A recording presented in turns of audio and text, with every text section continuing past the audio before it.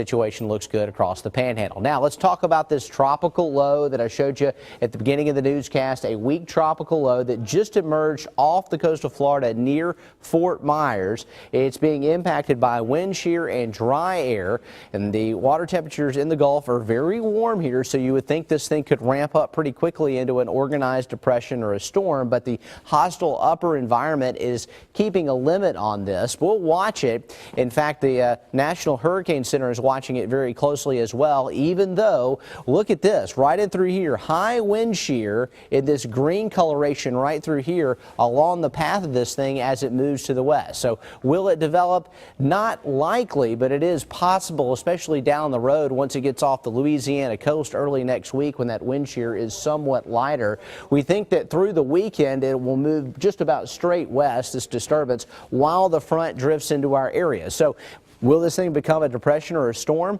or will it just be a tropical wave? Either way, for us, the impact would be about the same. The moisture is going to get drawn into the frontal boundary in the long term, and that could increase our rain chances, especially early next week. Also out there, we've got Edouard, a tropical storm, and looking at the particulars on this one, winds at 45 miles an hour. It should strengthen eventually into Category 1 hurricane, but it's out in the open waters of the Atlantic. It's not in the Gulf. It's not coming our way, and it looks like it'll stay away from the United States. In fact, it should pass to the east of Bermuda. So Edouard may just be one of those open water shipping lane type systems.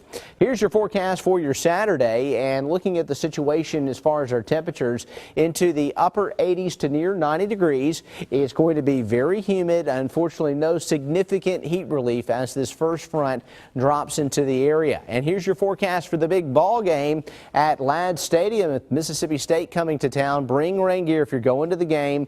May not rain at the game, but there is that 50% chance, so have some rain gear just in case. Okay, as we look at the next several days, rain chances at 50% Saturday and Sunday, and then higher chances next week as that tropical moisture gets pulled into the picture. Daytime highs will hang around 90 degrees, not any real relief from the mugginess until next week. We've got a second front that comes through on Wednesday that should begin to dry us out. And look at daytime highs, a sign of things to come. Tail end of the week next week, daytime highs in the upper 80s, overnight lows back into the upper 60s. Lenny, Bob?